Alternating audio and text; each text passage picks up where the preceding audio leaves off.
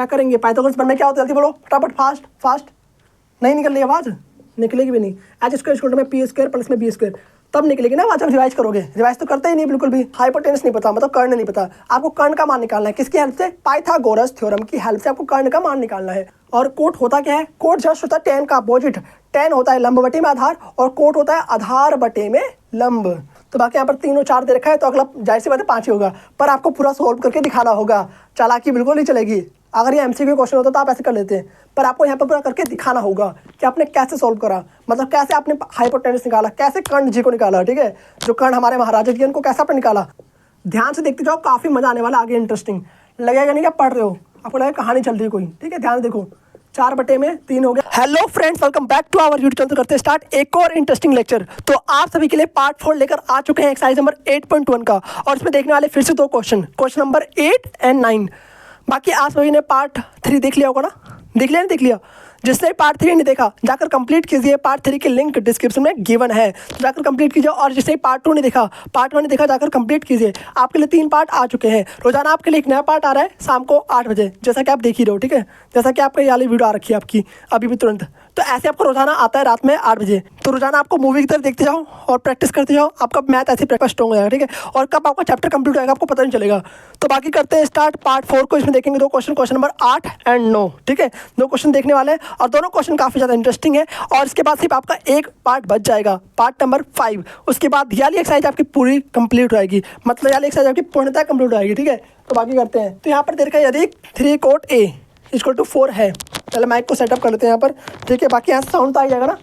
मुझे अब कमेंट करना है कि साउंड प्रॉपर आता नहीं आता यहाँ पर लगाने के बाद, और अगर यहाँ पे लगाने के बाद साउंड आता हो तो अच्छी बात रहेगी कि फिर मेरे हाथ फ्री रहेंगे ना, काफ़ी अच्छे से एक्सप्लेन कर पाऊंगा। तो यहाँ पर देखो दे रखा है कि 3 कोट ए इक्वल टू 4 है। 3 कोट ए इक्वल टू 4 दिया हुआ है, और यहाँ चैप्टर काफ़ी इंटरेस्टिंग, काफ़ी मजा आने वाला है चैप्टर में, 100% गारंटी देता हूँ मैं। ठीक है, बाकी यहाँ पर जांच करना है कि 1 minus tan square A upon में 1 प्लस में tan square A equal to cos square A minus sine square A है।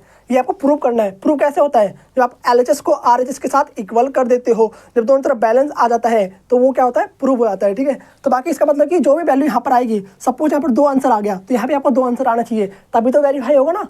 अभी तो ऐसा कुछ दिखने के दोनों से बराबर, यहाँ पे कोस साइन दिख रहा है, यहाँ पे टेन दिख रहा है, मतलब बराबर तो है ही नहीं भैया।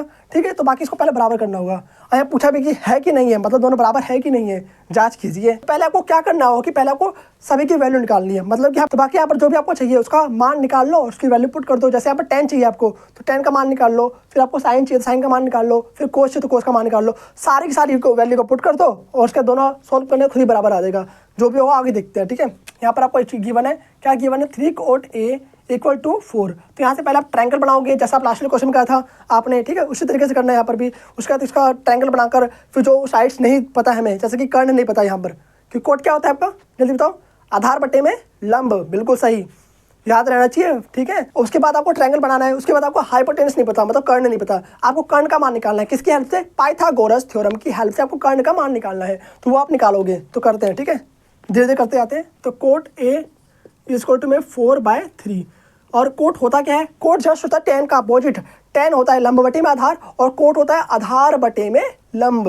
ठीक है, तो यहाँ पे लिखोगे आधार बटे में लंब। ठीक है, ध्यान से देखते जाओ, काफ़ी मजा आने वाला, आगे इंटरेस्टिंग लगेगा। नहीं क्या पढ़ रहे हो, आपको लगेगा कहानी चल रही है कोई। ठीक है, ध्यान देखो, 4 बटे में 3 हो गया, और यहाँ पर आपका आधार मिल गया कितना? आधार मिल चुका है आपका 4। ठीक है, आधार मिल चुका है आपका 4, और लंब आपका मिल चुका है कितना? 3। और एक बात आपको बता दूं मैं कि जिस भी राइट एंगल ट्रायंगल में आपको 4 और 3 का जोड़ा दे रखा है ना, तो पक्का याद रखो कि हाइपोटेनस आपको 5 ही आने वाला है, मतलब 3 4 5 ये आपको याद रखना है। और ऐसे 8 6 10 ये आपको याद रखना है। ठीक है, आगे और भी बहुत सारी चीज़ आपको बताऊंगा, मैसेज में तो जाके देख सकते हो। तो बाकी यहाँ पर 3 और 4 दे रखा है, तो अगला जाहिर सी बात है 5 ही होगा, पर आपको पूरा सोल्व करके दिखाना होगा। चालाकी बिल्कुल नहीं चलेगी। अगर ये एमसीक्यू क्वेश्चन होता तो आप ऐसे कर लेते हैं, पर आपको यहाँ पर पूरा करके दिखाना होगा कि आपने कैसे सोल्व करा, मतलब कैसे आपने हाइपोटेनस निकाला, कैसे कर्ण जी को निकाला। ठीक है, जो कर्ण हमारे महाराजा जी उनको कैसे आपने निकाला, तो ये मेन चीज़ है। बाकी करते हैं। ठीक है, तो पहले बनाओगे एक राइट एंगल ट्रायंगल। तो ट्रायंगल बना दिया हमने यहाँ पर PQR, काफ़ी ज़्यादा ABCD लिख दिया हमने, PQR लिखते हैं। ठीक है, PQR जिसका Q है हमारा राइट एंगल, जिसका Q है राइट एंगल। वैसे ABC ही मानना पड़ेगा क्योंकि यहाँ पर A दे रखा है। ओके, तो ABC मान लेते हैं यहाँ पर, सिंपल सी बात है। तो ABC कहाँ जा रहा है मार्कर। तो बाकी फिर यहाँ पे एक ट्रायंगल बनाता है, ट्रायंगल राइट एंगल ट्रायंगल बनाते हैं। ठीक है, इसका नाम कुछ रखते हैं, इसका नामकरण कर देते हैं। तो नामकरण करके ABC लिख दिया हमने यहाँ पर। और जैसे ही ABC लिख दिया और यहाँ पर बोला गया है कि थीटा आपको A पर मानना है, जैसा कि हर जगह दिख रहा है आपको, यहाँ भी A दिख रहा है, यहाँ भी A दिख रहा है, यहाँ भी A दिख रहा है, यहाँ भी A दिख रहा है, सब जगह A दिख रहा है, मतलब आपको A पे ही थीटा मान लेना है। मान लिया भैया। जैसे ही आपने A पे थीटा माना, उसके सामने वाली जो साइड होगी वो बन जाएगी आपकी लंब, और जिस पे वो थीटा बना हुआ है वो बन जाएगा आपका आधार। ठीक है, यानी आधार कितना दे रखा है 4, तो 4 ये बन गया आपका। ओके ठीक है, ये आपको बन गया 3। अब आपको AC नहीं पता, अब आपको AC का मान निकालना है। तो AC का मान कैसे निकालोगे? पाइथागोरस थ्योरम से। हाँ जी, वही पाइथागोरस थ्योरम जो आपको लास्ट वाली वीडियो में बताया था मैंने। ठीक है, पाइथागोरस प्रमेय, पाइथागोरस प्रमेय से क्या करेंगे? पाइथागोरस प्रमेय क्या होता है? जल्दी बोलो फटाफट, फास्ट फास्ट। नहीं निकल रही आवाज़? निकलेगी भी नहीं। H² में P² प्लस में B², तब निकलेगी ना आवाज़। आप रिवाइज करोगे, रिवाइज तो करते ही नहीं बिल्कुल भी। रात में लेक्चर देखा और दोबारा से लेक्चर देखने उठ गए, दिन में पता नहीं क्या करो, कुछ पता ही नहीं है। तो रिवाइज करते रहो, पहले बता रहा हूँ, सजेशन दे रहा हूँ। ठीक है, नहीं तो आगे इतना सारा पार्ट हो जाएगा कि आप सोच नहीं सकते हो। ठीक है, धीरे धीरे बढ़ते जाएगा, रोज नए नए लेक्चर आते रहेंगे, तो रिवाइज करते जाओ। ठीक है, अगर रिवीजन करते हो ना तो काफ़ी अच्छी बात है। रिवीजन क्या होता है मैथ में? मैथ में प्रैक्टिस होती है। ठीक है, मेन बात है। फॉर्मूला रिवाइज करते हो, फॉर्मूला को याद करते चलो, लिख कर बार बार, और कुछ सारा नहीं दूसरा। बाकी यहाँ पे देखो H² में P² प्लस में B² हो गया। आपको जैसा कि पता है कि H क्या यहाँ पर हाइपोटेनस है, P क्या आपका परपेंडिकुलर यानी कि लंब है, और B क्या आपका बेस है। ठीक है, सारी की सारी वैल्यू पुट कर दो, आपका H निकल जाएगा। तो H² में P कितना दे रखा है? P यानी लंब, लंब यानी 3 का स्क्वायर प्लस में 4 का स्क्वायर। H यहाँ पे क्या है? H का मान यहाँ पे AC दे रखा है, तो यानी तो AC का स्क्वायर इक्वल टू में 3 का स्क्वायर यानी 9 हो गया, प्लस में 4 का स्क्वायर यानी 16 हो गया। ओके ठीक है भैया, AC² इक्वल टू में यहाँ पर हो जाएगा आपको 25। ठीक है, लिख दिया। अब स्क्वायर इक्वल टू स्टेप क्या बन जाएगा? रूट बन जाएगा, क्योंकि स्क्वायर का उल्टा क्या होता है? रूट होता है। तो AC इक्वल टू में रूट का 25 यहाँ पर लिख देंगे, और रूट 25 किसके इक्वल होता है? 5 के। तो यहाँ पर AC का मान आपका आ चुका है कितना? 5। ठीक है भैया, तो 5 आपका निकल चुका है। जैसे बताया था मैंने आपको, अगर 3 और 4 लिखा हो तो तीसरा आंसर 5 ही आने वाला है, ये बात आपको याद रखना है। ऐसे आपका 8 और 6 के केस में भी है, और 8 और 6 यहाँ पे लिखा हुआ है ना, इसकी जगह 8 और 6 होगा, तो आपका जो नेक्स्ट कर्ण है, यानी जो कर्ण जी है, आपको वो भी 10 ही आएगा। ठीक है, 8 6 10, 3 4 5, सिंपल सी बात याद रखो, पर आपको पूरा निकाल के दिखाना होगा। ठीक है, अब देखते हैं। तो हमें क्या क्या चाहिए? हमें tan का मान चाहिए और कोस का साइन का चाहिए। तो पहले ये सब टर्म निकाल लेते हैं। ठीक है, तो पहले निकालो यहाँ पे tan का मान। तो tan A क्या होता है बताओ? जैसे tan जस्ट अपोजिट कर दो कोट का। tan क्या होता है? कोट का अपोजिट, यानी कि tan इक्वल टू में 1 में कोट A लिख देंगे यहाँ पर सिंपल सा। और कोट का मान कितना दिया हुआ है? 4/3, तो 4/3 को यहाँ पर रख देंगे, ऊपर जाती है उल्टा हो जाएगा, 3/4 हो जाएगा। ठीक है, इसको उल्टा कर दिया, 3/4 आ गया। अब निकालते हैं साइन A का मान। तो साइन A क्या होता है जल्दी बताओ? लंब बटे में कर्ण, बिल्कुल सही, लंब बटे में कर्ण हो गया। ठीक है, यहाँ पर और लंब का मान कितना दे रखा है देता हूँ? लंब यहाँ पर आपको दे रखा है कितना? BC, तो BC यहाँ लिखेंगे। थीटा के सामने वाला याद रखें, थीटा के सामने वाला। ठीक है, BC, और AC कभी भी नहीं बदलता, AC रहेगा। ठीक है, AC मीन्स कर्ण कभी भी नहीं बदलता, कर्ण तो कर्ण ही रहता है। ठीक है, कर्ण जो 90 डिग्री सामने है वो कभी बदल नहीं सकता।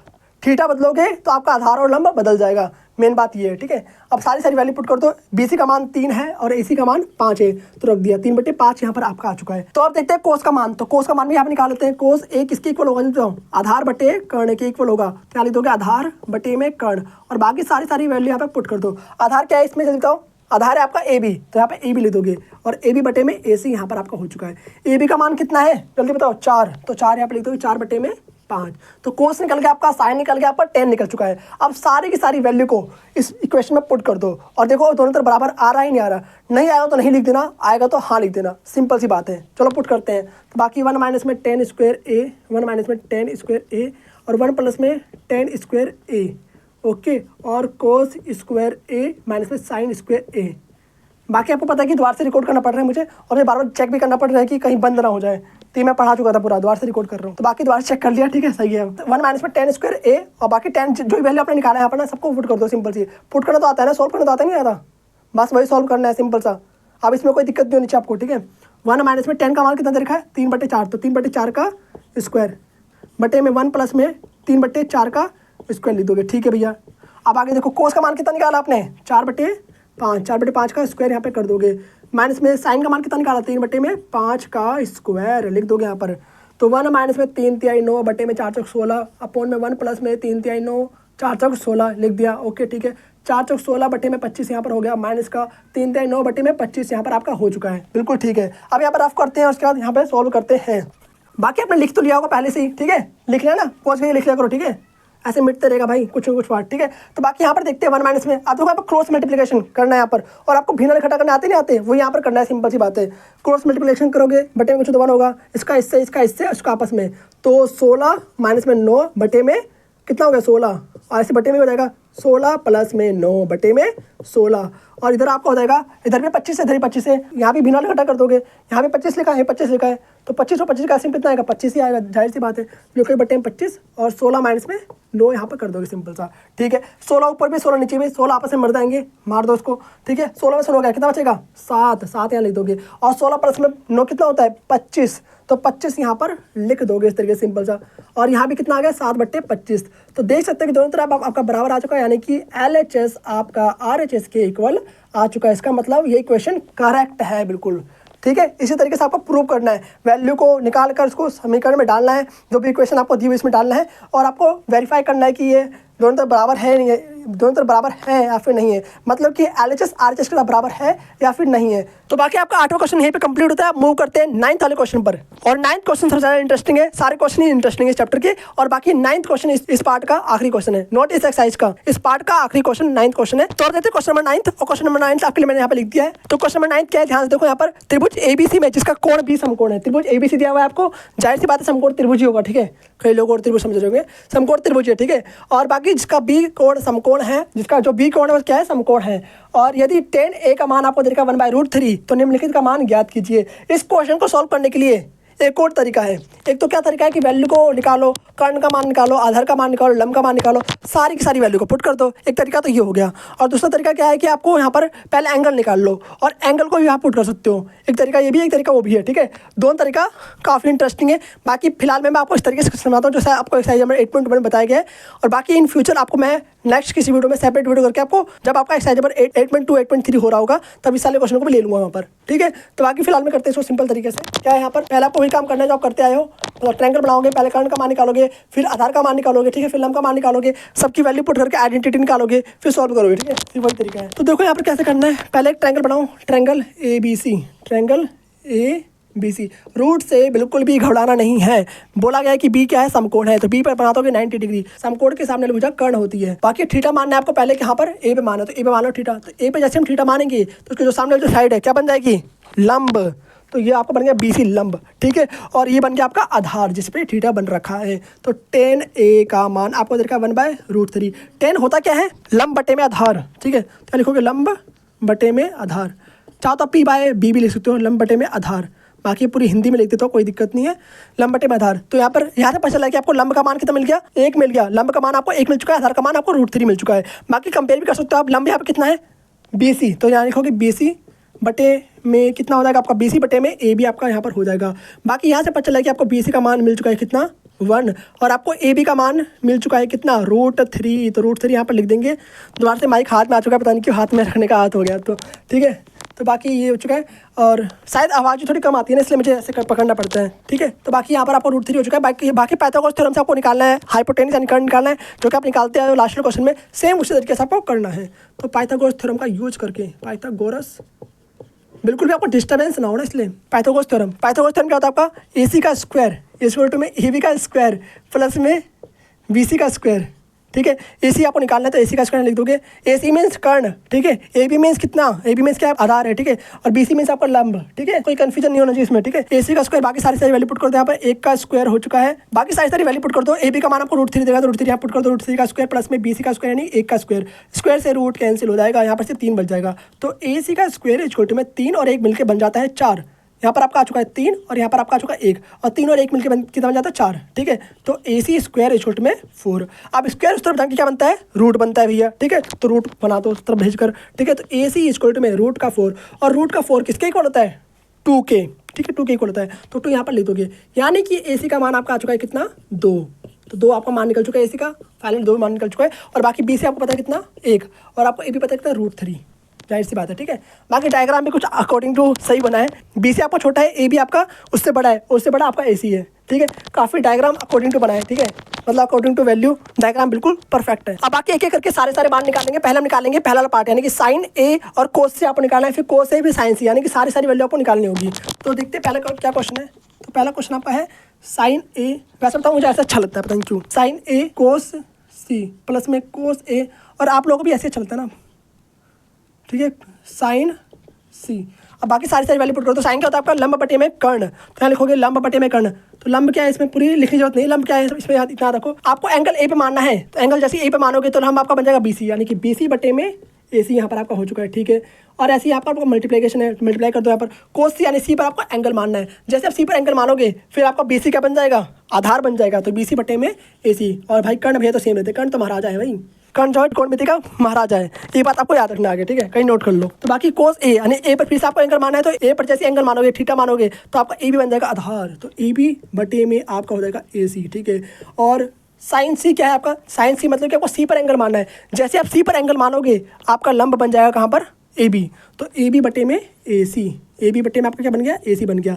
बस सारी वैल्यू पुट करो तो आपका आंसर निकल। बाकी यहाँ पर BC का मान कितना दे रखा आपको, BC का मान आपको दे रखा 1, तो 1 रख दोगे बटे में 2, गुणा में BC का मान आपको फिर से 1 दे रखा, तो 1 रख दो यहाँ पर 2, प्लस में AB का मान आपको दे रखा √3, तो √3 यहाँ पर रख दोगे, √3 बटे में 2 इंटू में √3 बटे में 2, ठीक है भैया। 1 बटे में यहाँ पर 4 आ चुका है, प्लस में √3 का स्क्वायर, जैसे √3 का स्क्वायर करोगे तो स्क्वायर से रूट कैंसिल हो जाएगा, 3 बचेगा, सिर्फ 3 लिख दो क्या, कोई कन्फ्यूजन तो नहीं होगी ना आपको, लिख दे रहा हूँ 3, ठीक है। बाकी समझदार हो आप, ठीक है। यहाँ पर बाकी यहाँ पर आपको क्या करना है कि एल्शियम लेना है, भिन्नाल जमा करना आता है ना, वही करना है। यहाँ पर 4 और 4 का एल्शियम सिर्फ 4 ही आएगा, और यहाँ पर 1 प्लस में 3 यहाँ पर कर दोगे, तो 3 और 1 मिलकर 4 बन जाएगा, 4 बटे में 4, 4 से 4 काटा, आंसर आपका आ चुका है 1। तो फाइनली इसका आंसर आ चुका है कितना, 1, ओके। तो बाकी आप देखते हैं सेकंड वाला पार्ट का, सेकंड वाला पार्ट बताओ ये वाला। और ये बताओ एक फॉर्मूला भी है यहाँ पर जो लिखा हुआ है, sine A cos C plus में कोस C साइन C। जल्दी कमेंट करके बताओ फटाफट कौन सा फॉर्मूला है, और फॉर्मूला भी लिखो जल्दी से, ठीक है। अगर लिख पाओगे तो लिखो फॉर्मूला भी, कि फॉर्मूला कौन सा है। ये दोनों फॉर्मूले बनाते हैं एक, ठीक है, दोनों फॉर्मूले बनाते हैं, हिंट दे दे रहा हूँ, साइन और कोस का फॉर्मूला बनाते हैं। बाकी अंदर का जो पार्ट है आप खुद सोचो क्या है, ठीक है। देखो कौन सा ही कमेंट करता है। तो बाकी इसे उतार लो, रफ कर रहा हूँ मैं,